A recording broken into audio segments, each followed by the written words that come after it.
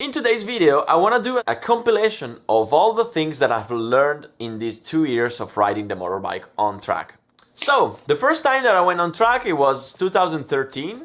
I went 3 times with my street bike with nobody that told me how to do it. And this was the result. Then I stopped until 2017, which is the year that I really started to go on track. And in 2017, I got people to teach me how to ride. And I'm going to tell you everything that I have learned. The first thing that I learned is that the motorbike is a sport like any other sport, for which you need somebody to teach you how to do it. You have never seen a person that doesn't know how to ski, that goes to a shop, rents a pair of skis, go up to the mountains and then goes down.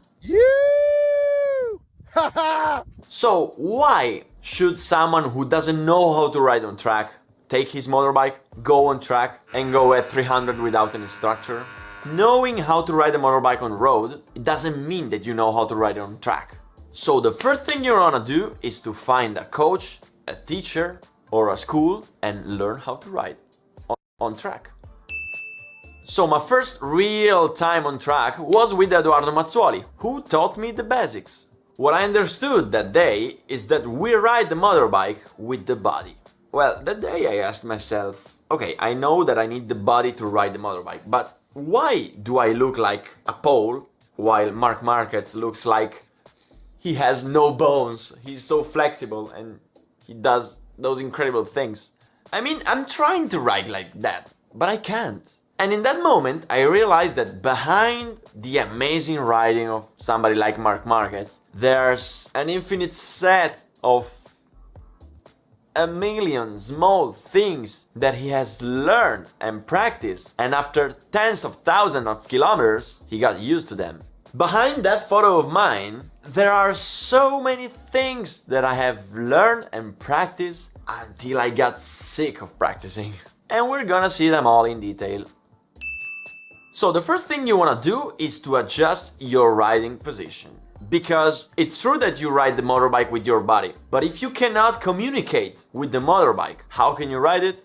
So I'm gonna make a very detailed video about the riding position, but some of the most important things are that you want to open the handlebars in order to put more strength in the front and have more control. You also want to lower your levers in order not to stress your hands too much. You may want to put a pad on the tank in order to keep your body much more to the back and feel more comfortable. If you look at my Yamaha R1, I actually don't use a pad. I'm using a fairing which is much longer on the tank, which allows me to stay more in the back of the bike and have a more comfortable position. You also may want to rise or lower your saddle and the footboards to adapt to your height. For example, I'm very tall and I raised the saddle like this. So we said that the bike is driven with the body, but the most important things are the legs. You ride the bike with your legs and the legs communicate with the footboards. So if you don't put the foot in the correct position, how can you use the legs to communicate with your bike? So when you're cornering, the inside foot goes on the tip, while the outer foot can stay either on the tip or on the sole. And when we change direction, we change.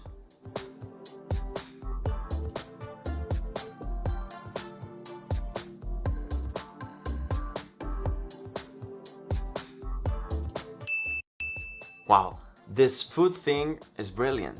Too bad that once I got on track, I wanted to go fast. I wanted to push, even if I was going 10 seconds slower than now. And as soon as I started to push, I completely forgot how to put the feet, how to put the body, how to put the legs, how to put the head, how to put everything. That day I understood one fundamental thing. If you want to learn, you have to take your lap timer, throw it away, go slow and focus on one single thing per time. You must stay there like an idiot and repeat the same exercise forever until your brain got used to it. So that day I took my Mini GP, which costed me 20 euros for the track and 10 euros for the fuel, and I spent the whole afternoon practicing only on the feet. I was going slow and just focusing on the feet. The result is that the next time, when I went back on track, I was doing the correct movement with the feet without even thinking about it. So I started working on all other things. So as I said, you ride the bike with your body, okay? So you have to use your body to lean it. So we have to carry our weights inside the curb. So the butt should be out. But how far out?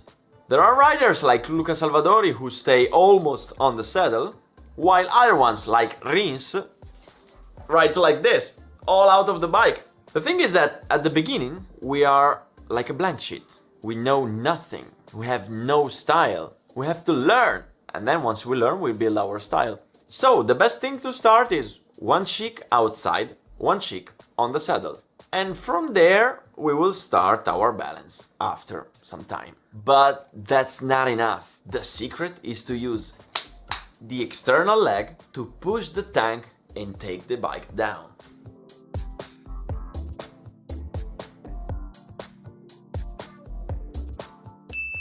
So, another day with the small bike, which is cheap, spent concentrating only on the butt and on the external leg that puts the bike down. And here I want to make a fundamental consideration. Since the start of the video, I have never talked about trajectories.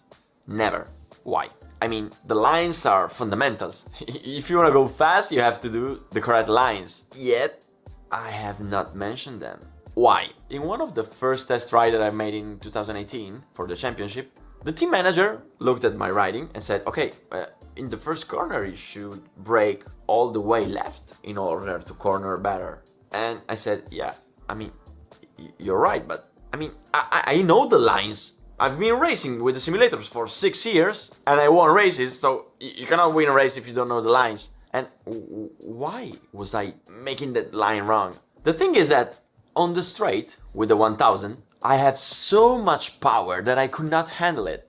The bike was riding me. It was not me riding the bike. So every time I was on the straight, I was fighting with the power. And every time I got to the first corner, I could not make the right line because I was fighting with the bike. I had no control over it.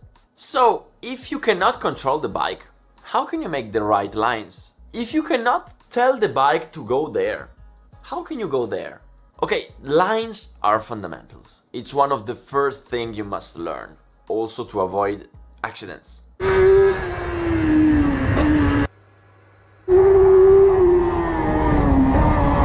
But if you want to go fast, you don't only need to know where to go, but you also need to go how to go there. Also because if you learn the lines of a specific track, when you change track, you have to learn them again. But if you know how to ride the motorbike, when you change the track, you already know how to ride it. And you'll be able to ride it everywhere. Okay, wait. There are so many things that I have learned that I cannot put them all in one video. So I'm gonna be splitting this video in 2 videos. So tomorrow, at the same time, you will see on this channel the second part of the video.